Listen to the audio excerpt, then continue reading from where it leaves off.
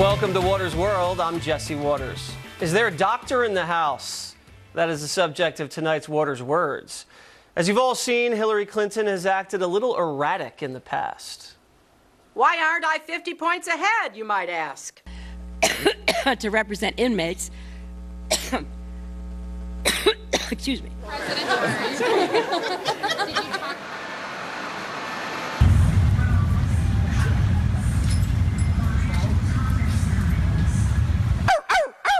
You know?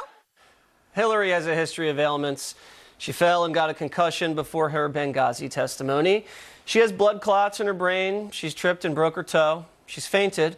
And now we've learned she just broke her wrist in a bathtub in India.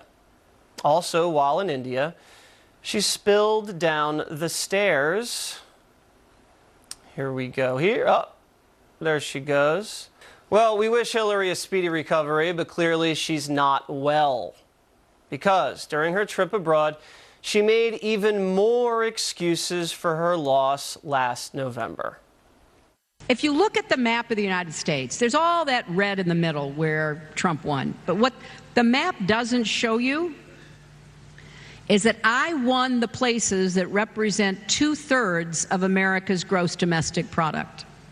So I won the places that are optimistic, diverse, dynamic, moving forward, and his whole campaign, Make America Great Again, was looking backwards.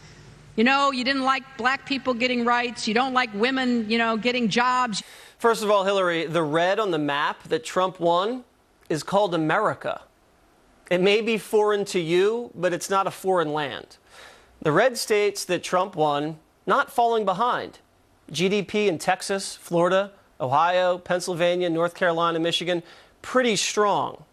Those states are economic powerhouses and are moving forward faster in the Trump economy. And if the heartland is racist, why did Iowa vote for Barack Obama? Twice. In 2018, black and female unemployment are at historic lows. So Trump is making America great again for all Americans, Hillary, not just the people who voted for him. But Hillary wasn't done there. We do not do well with white men, and we don't do well with married white women. And part of that is an identification with the Republican Party and a sort of ongoing pressure to vote the way that your husband, your boss, your son, whoever, believes you should. So Hillary, the feminist, believes American women are so weak that they vote for who their husbands tell them to. If husbands could truly control their wives, Bill would have made Hillary campaign in Wisconsin. The special election in Pennsylvania this week, Trump won that district by 20 points, but it just voted in a Democrat, Conor Lamb. Did all the husbands in the district make their wives switch parties?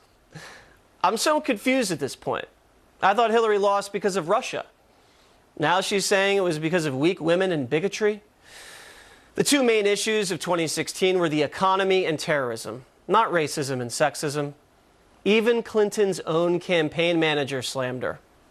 This was bad. I can't sugarcoat it. She was wrong, and clearly it's not helpful to Democrats going into the midterms and certainly not going into 2020. The bottom line, Hillary lost because she was a deplorable candidate. And Trump won because he was a businessman who represented change. At this point, Hillary has insulted more Americans than Donald Trump. And that is a very high bar. Joining me now, a man who knows a thing or two about the American workers in the heartland, Mike Rowe, CEO of the Mike Rowe Works Foundation.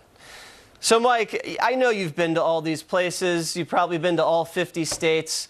What is your assessment of the American worker in the heartland today? Oh, I wish I had something new and radical to say, Jesse. By the way, it's nice to finally meet you. I figured our paths would cross eventually. Yeah, great having you on. Thanks. Yeah, we shot in all 50 states at least a dozen times apiece.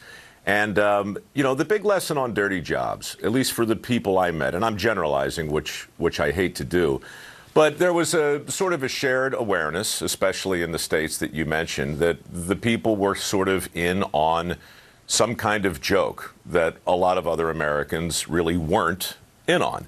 And that's probably an inelegant way to say it, but the bottom line was people who do meaningful work and people who do meaningful work who are largely anonymous and underappreciated adapt a sensibility. It's kind of a band of brothers mentality. It gets them through the day. It allows them to feel useful and connected. And that very general feeling among a lot of the people I met on that show was mirrored by a lot of regular citizens in the states that you're talking about. I got invited on Meet the Press, weirdly enough, the week after the election, to answer that same question, because I had written something a month earlier saying, look, Donald Trump is going to win, in my opinion, and here's why. And I just basically laid out my belief that the people on my show were, by and large, a cross-section of a lot of other people who felt like they were being seen through. And so, you know, I had a 50-50 shot, and I wound up seeming smarter than I was. But in the end, there is an absolute disconnect going on. And to your point, a lot of it has to do with how we define meaningful work and whatever it is a good job means in 2018. You're right, because I get the sense that people look down on people that do manufacturing jobs or work with their hands or work in certain industries. If you live on the coast, if you go to the office every day, you take the subway or you take a taxi, and you know, when you hear about people that shovel or that work with machines or that, like you said, punch in and punch out every day, there's Sure. a huge disconnect between those types of Americans, and I think that division is growing. Now, when I grew up, my father made me do landscaping and manual labor and, you know, hedging and shoveling and mowing and planting and just working with my hands and getting dirty and sweaty. And, you know, I hated it at the time, but I really kind of made me become a hardworking person. That, I believe, has been lost in today's America. Are we ever going to get that back? Yeah, we will, because we have to. Or if we don't, then the consequences are going to be so dire that I can't even imagine what it will look like. You're talking about the kinds of jobs that typically get presented as character building. Yes. You know, and I turned it out to important. quite a character, didn't I, Mike? You certainly did. Obviously, you're a man who's unafraid to get his hands dirty. But the real issue, in my view, is not. It's actually an appreciation, right? I mean, it's one thing to affirmatively discourage our kids from learning a useful skill. It's another thing to lose our appreciation for the people who do the kinds of jobs that make civilized life possible for the rest of us. I'm not a shrink, but there's something interesting about the way we grow to resent the very things we wind up depending most upon. And if you look at our workforce, and if you look at the jobs that are available right now, 6.3 million available jobs, 75% of them don't require a 4-year degree. That's amazing. They require training, they require certification, and they require willingness to do something that most people aren't willing to do. But to affirmatively distance ourselves from the people who are essentially keeping the lights on, you know, it's a bad deal. That's why we have a skills gap, in my view. That's why we have $1.5 trillion of student loans. Sure. And that's why we're lending money we don't have to kids who can't pay it back to teach them how to do jobs that don't exist anymore. And you have to start somewhere as a worker, whether you're 15, 16, 17, 18, or even in your early 20s. I was a bellhop, I was a valet, I was a busboy, and those jobs were some of the most rewarding because I learned that work is just about serving other people. And there's nothing wrong with that, no matter at what level. Everybody, when they work, they're serving the needs or the interests or the desires of a client or a customer. Now, I was getting my shoes shined the other day here in Manhattan, and it was all Latino workers that were shining the shoes. And they were doing a great job, and they're excellent at it, and it's the best shoe shine place in Manhattan. But people say, oh, that the Latino workers in America, they do the jobs that Americans won't do. Do you find that to be true? Are Americans getting soft and there's no desire to do those types of jobs, or do you see it in a more economical way?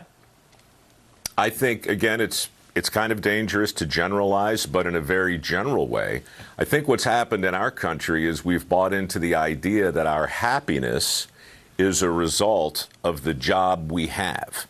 So we make work the enemy. We don't do it on purpose, but when we look at a job like the ones you've just described, we either see them as opportunities or cautionary tales. We've taught our kids that certain types of jobs are the kinds of things you're going to wind up doing if you don't go down the well-worn path of a 4-year degree and college debt, et cetera, et Right, cetera, you're et going to be cetera. working at McDonald's your whole life if you don't study your school books. Right. So my foundation has trained about 1,000 people in skilled trade jobs that aren't going to be replaced by robots and don't really have the whole immigrant conversation hanging around. I'm talking about plumbers, steam fitters, pipe fitters, welders. These people, by and large, many are making 6 figures. They didn't do it by amassing a huge amount of debt. They did it by looking around, seeing where the opportunities were, getting up early, staying late, distinguishing themselves, and doing all the stuff that we're tacitly telling people is going to make them unhappy. So I think, look, this is a great conversation because you can't talk about work without talking about job satisfaction. Right. Why are people unhappy, to me, is the big question. And the reason, in my view, has absolutely nothing or very little to do with what they do for money. Because everybody knows that's a homeowner. When the plumber comes over, the electrician comes over, you're taking out hundreds of dollars in cash. You know, you're writing a check, a couple $100. And you're waiting for them. Yeah, I mean, you're waiting for them. Sometimes it's $1,200, $1,400 for a visit. You got a flood in the basement. You call these guys, they're there. I mean, that is real money to a lot of people. So there's really nothing to look down on those jobs. And like you said, it doesn't require going to business school or graduate school and getting into a lot of debt. I mean, there is good money in those businesses, and there's nothing to look down on those jobs for. Not just good money in the job itself, the on-ramp into small businesses Yeah, so exactly. often begins. It starts with the mastery of a trade. You're right. And we always forget that. I spend a lot of time talking with a lot of CEOs and a lot of big companies, and inevitably we'll always drill down to how did it start? And so many of these men and women have stories that really originate with the mastery of a skill that was in demand. When we start knocking the lower rungs off of the ladder, or at least the rungs we think of as lower, we make it impossible to climb. So, look, I think it's the tragedy of our times. You know, we have so many well-educated people who are not trained or prepared for the opportunities that actually exist.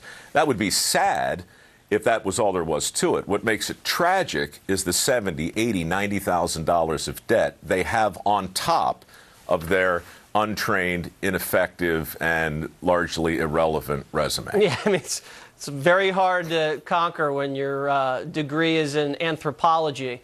And, you know, not a lot of job openings there. I want to give you the last word here on something. The president, billionaire, real estate developer, TV tycoon, has a real connection with the contractors and the builders and the people in the country that do things for a living.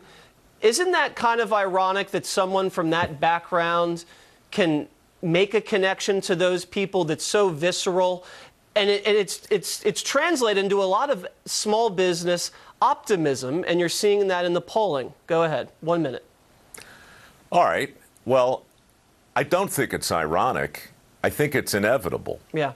Earlier this week, a bridge fell down in Florida, a pedestrian bridge that had been up for less than a week. It fell down. People died. All over the place, the second law of thermodynamics is alive and well. We live in a disintegrating universe. What goes up has to come down, and a lot of things are falling apart around us. We started this interview with me trying to articulate what the people who do this kind of work have in common. I said they were in on some sort of joke. What I meant to say was they are aware that things fall down. Builders are aware that things go up. Well, so Mike, I think hopefully you and I are not going to be falling down. Hopefully you and I are going to continue to go up. And I'm so glad you came into Water's World. I look forward to having you back. Thank you so much. next time in person, Jesse, I appreciate it. Let's do it. All right, up next, a primetime exclusive. An American spy who's now at the center of the Trump-Russia investigation. A seven-nation army couldn't hold me back.